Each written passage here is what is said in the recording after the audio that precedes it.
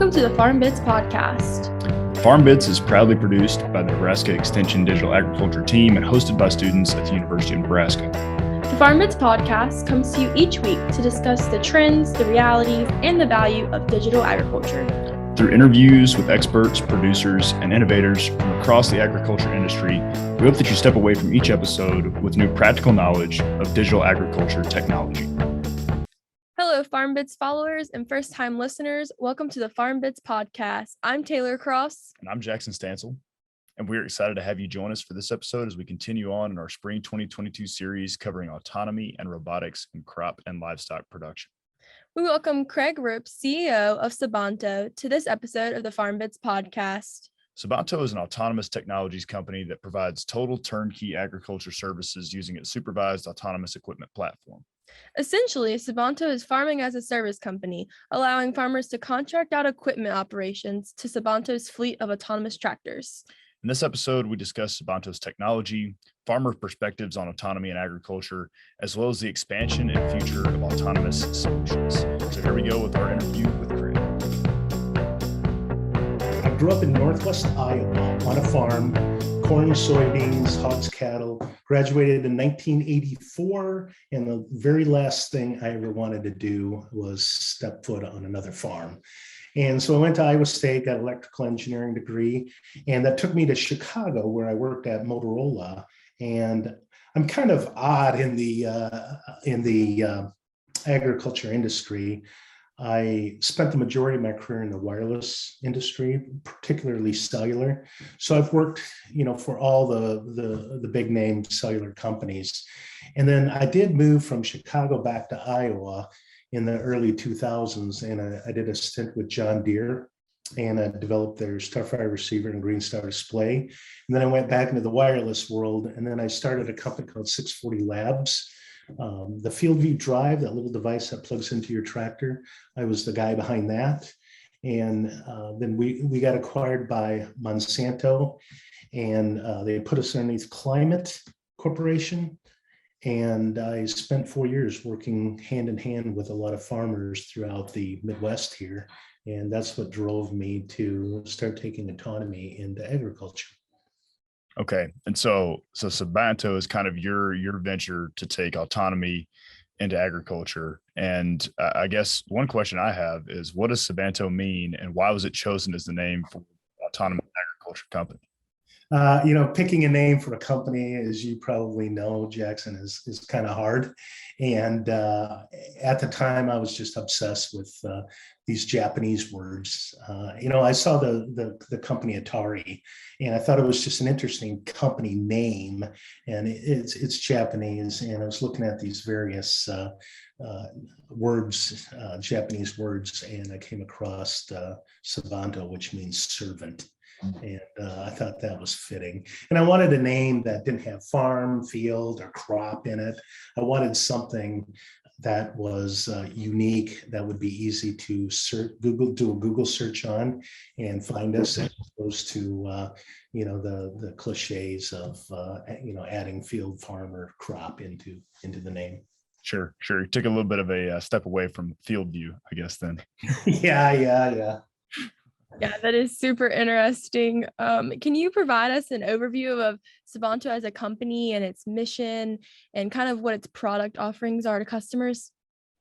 Okay, so where we're at, I'll start with a stage. We're embarking on our Series A round, and we have 15 people.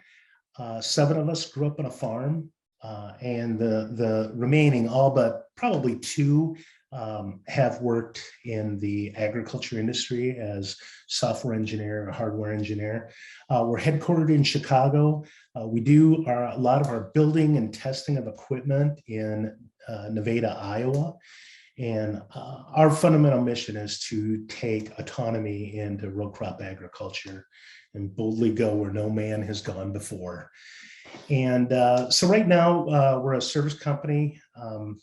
We perform field operations autonomously in row crop agriculture. Think of it as farming as a service.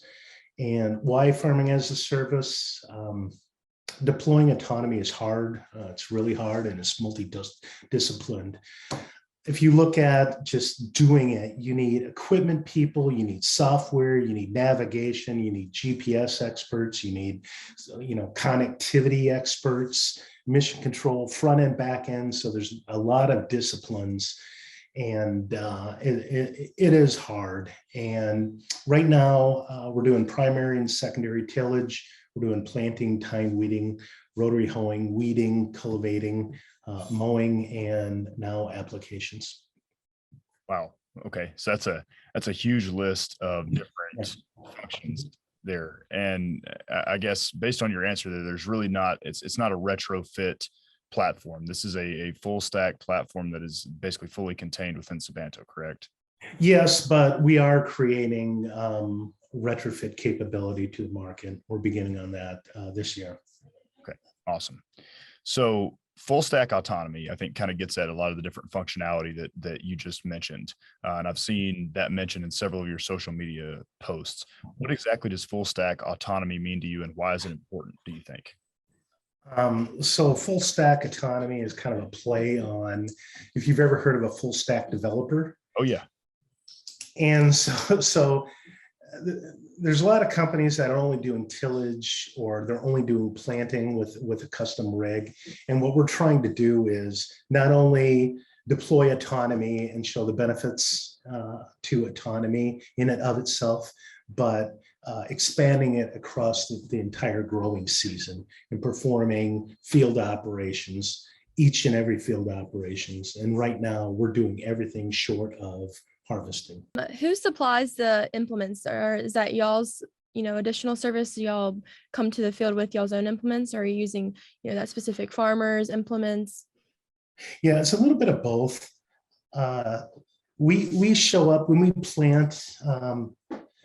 Up to now, we've used our own planter because we show up with very high capability planters. So we're running precision planting, seed meters, and downforce. And we wrote the software to control and monitor that.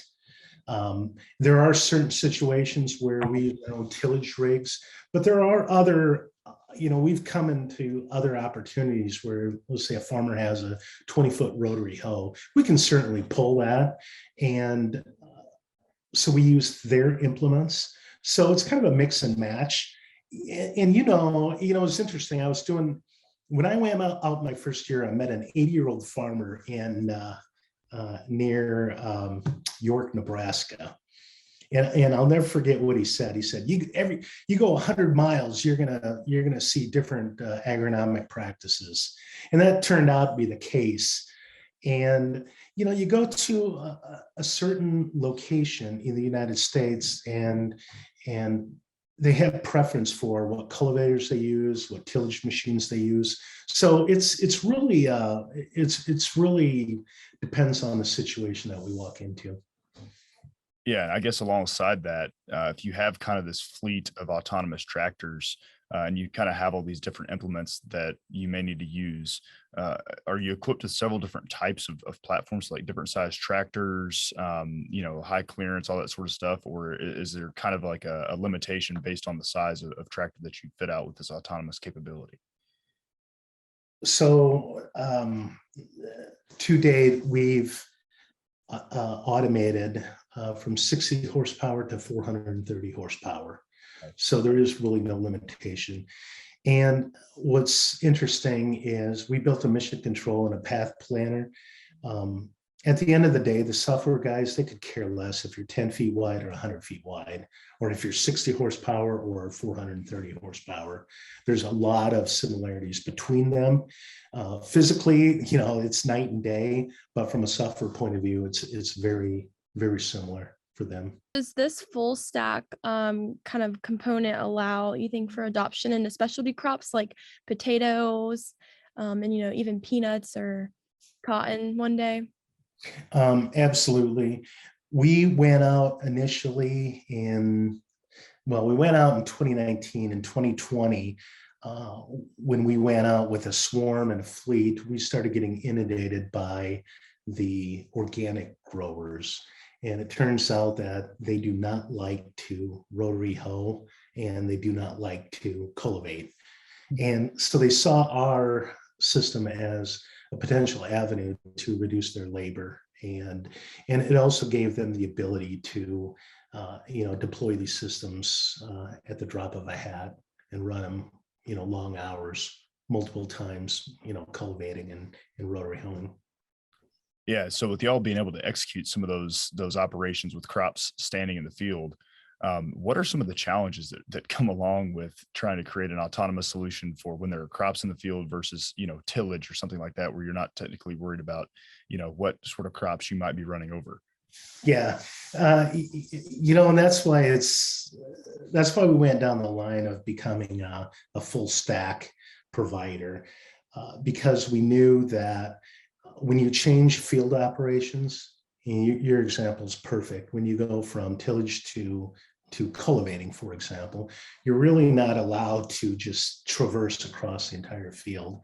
So by going and providing multiple operations like that, what happened is our path planner got much more mature, because when we traversed, you can only traverse on the headlands, and you can only traverse on the headlands in between the rows. So that really drove my software team to implement functionality like that. Yeah, no, it's a totally different ball game. It's amazing what you can get done, I guess, when you're faced with a challenge like that. So exactly. You mentioned the swarm technology. Can you expand on that and maybe the challenges faced when executing that in the field?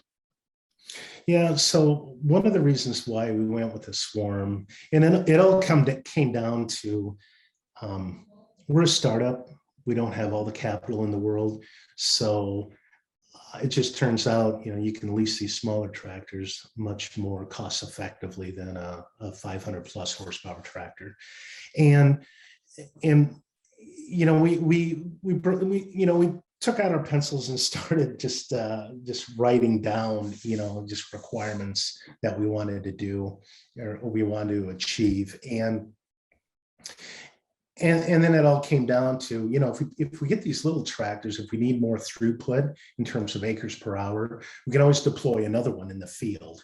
And when you start throwing multiple systems in the field, there's different, constraints that come up, meaning that now you have to make sure when you're path planning that, this unit is covering this portion of the field, this other unit's doing this portion of the field. And, oh, by the way, the path plans can't cross at the same time. And then you have to create this overlord, which looks down on these two systems. And that's something that we're running up in the cloud that monitors these two systems to make sure that, there's absolutely no way that they can come close to each other. And so each system, we paint a box around it.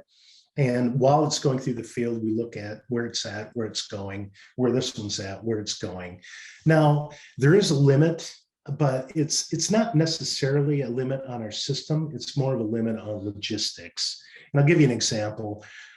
If you have an 80-acre field, it probably wouldn't make sense to deploy 10 systems out there at once, because they're gonna pause because of any sort of path planning, crossings and whatnot, and just the fact of bringing 10 systems out there would be fairly inefficient. Sure. Just out of curiosity, how many systems have you kind of deployed in one field at a time? 4. Okay. Yeah, we've done 4. Was that like a full quarter section size for 4 systems? Yeah, it was 160 acres. Sure. And we also, so some other things this last year, what we did was we ran 2 systems, 48 hours nonstop. We had 6 systems running in parallel, 4 in Missouri, and then we had 2 running in Nebraska. One was doing field cultivating right ahead of the planter. Okay. Yeah. So when you're going about, kind of planning operations for the field, is that kind of, you have parameters that are selected by the farmer during the contracting process, and then your team at the office kind of creates the field plan? or is this more of like an autonomous thing? Like you could just hand it a field and a couple of parameters, then you have a system that'll do it? Or is it more like that contract agent that goes out there, he can draw it up with his finger there at the side of the field? How exactly does that operation planning work? Okay, at this point in time, we're quite involved with the farmer.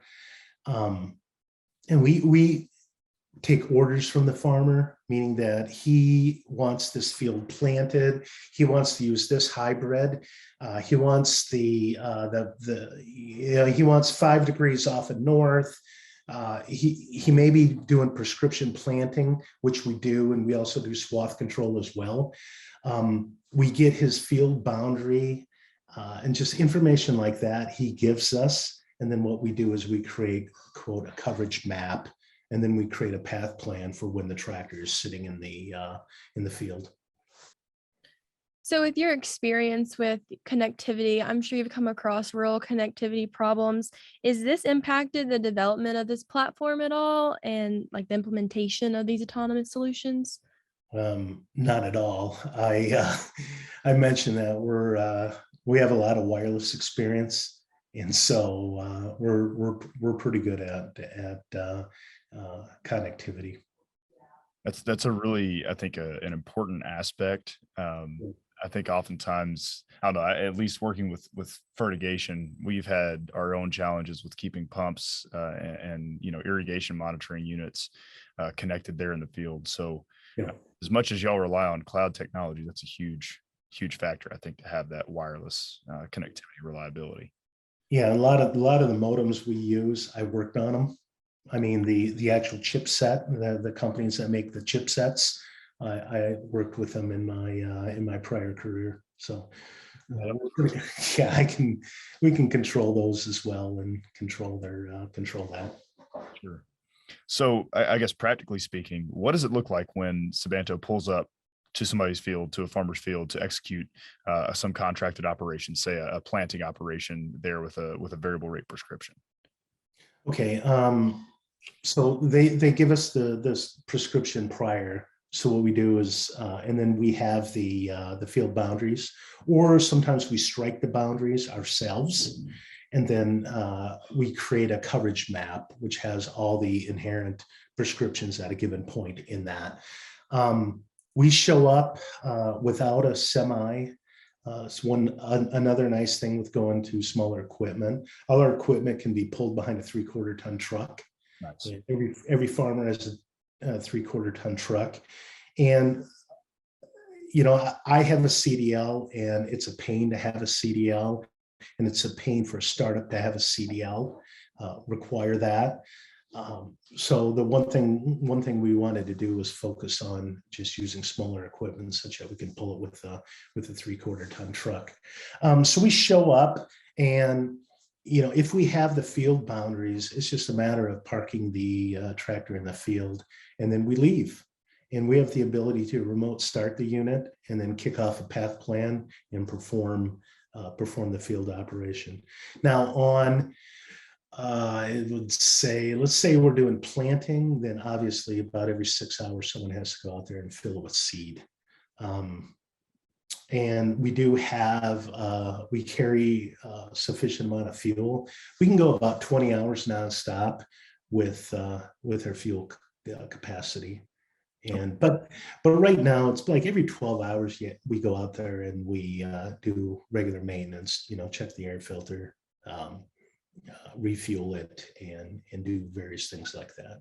Sure. And obviously with autonomy being in kind of the early stages, it's really important to have that ability to monitor. And I guess with that being the case, are y'all trying to stay close to your headquarters there and kind of where you have personnel with where you do operations, or y'all just kind of on the road and staying around where you're executing operations? We're really opportunistic, and it's not necessarily geography based. We've done a lot of field operations in Hastings, Nebraska area. We've done quite a lot down in Missouri and southern Illinois, and we've been up to Wisconsin as well. So we're really not bounded by geographically, and a lot of it comes down to farmers that have unique problems that we can see a future in this type of market. Sure. So what advantages do you see for you consider Sabanto as farming as a service versus what's kind of the advantages and if there are any major disadvantages? Yeah, I started farming as a service because what I wanted to do was, I have a team of engineers, and I mean, what we're trying to accomplish, and I'll go back and repeat, it's very hard.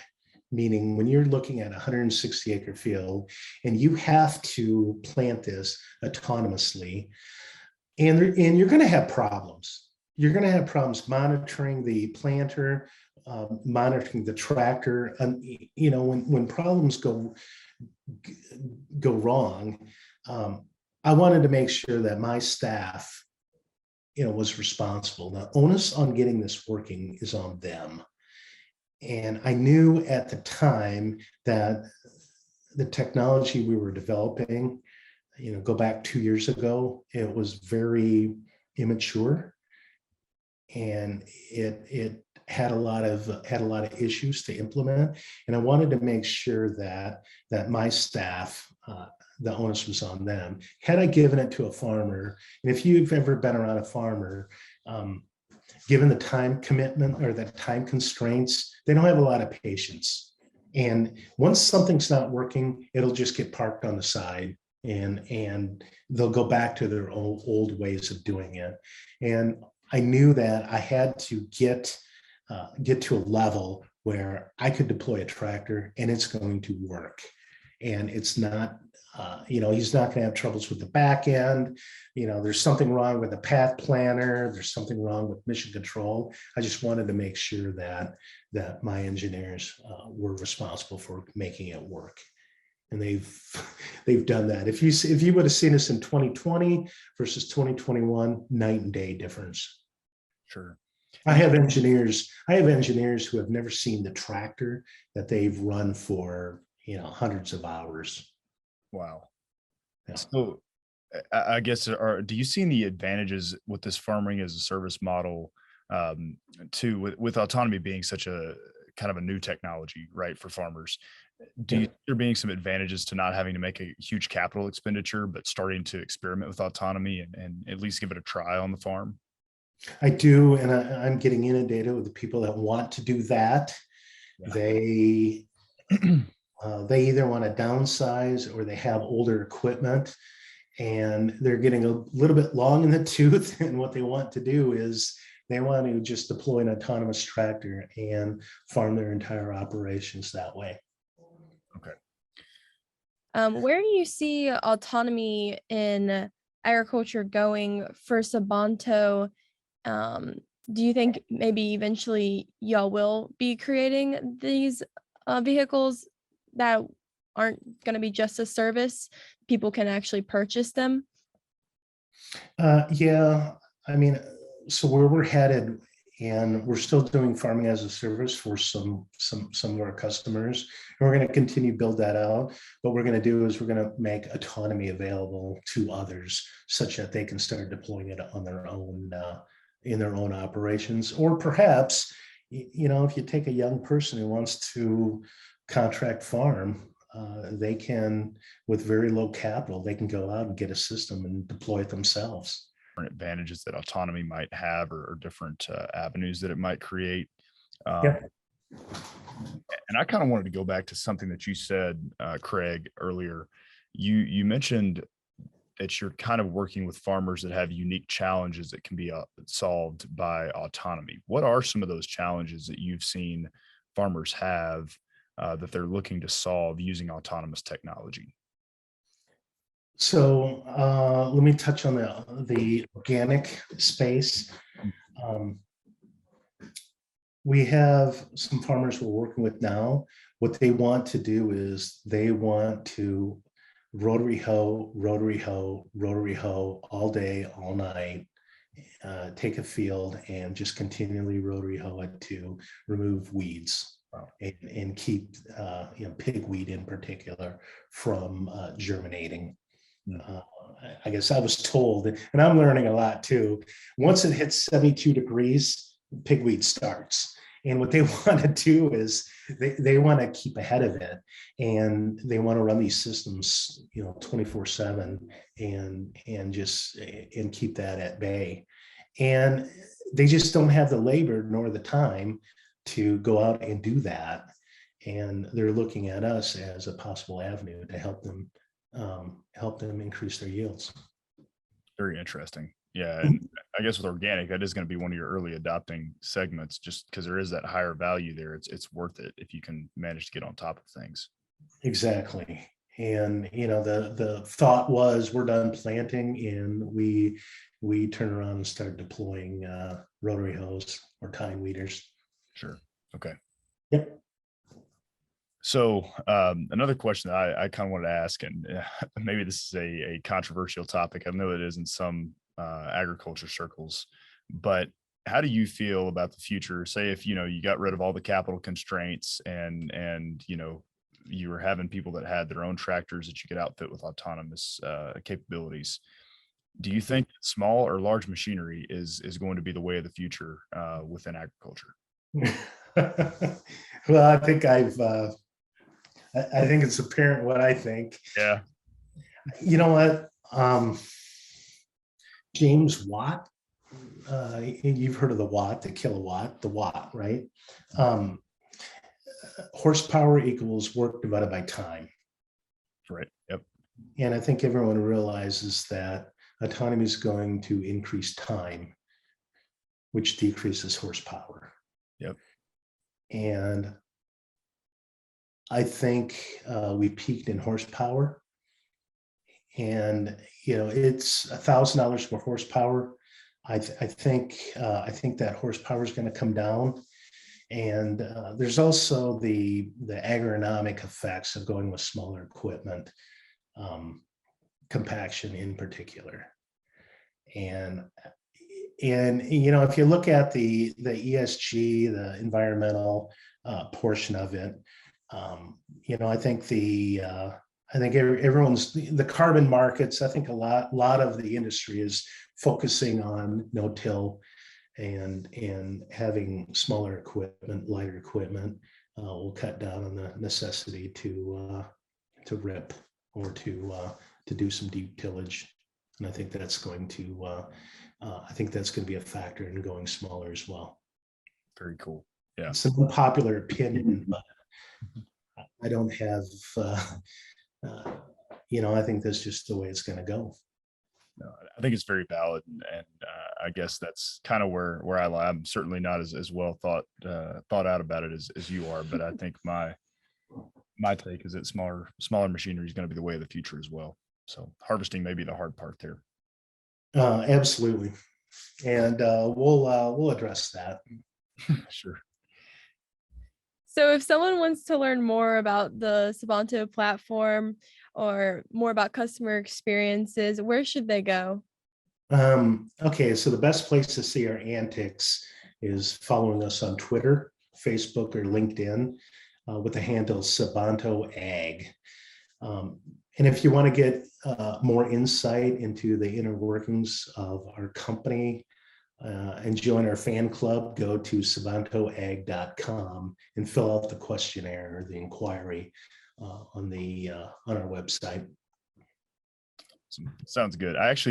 We really enjoyed kind of perusing, or at least I did. I think Taylor did too, but I enjoyed perusing your Twitter feed. Yes. As we were preparing. Yeah. There's a personality to it, and I like it. It's very unique. Yeah.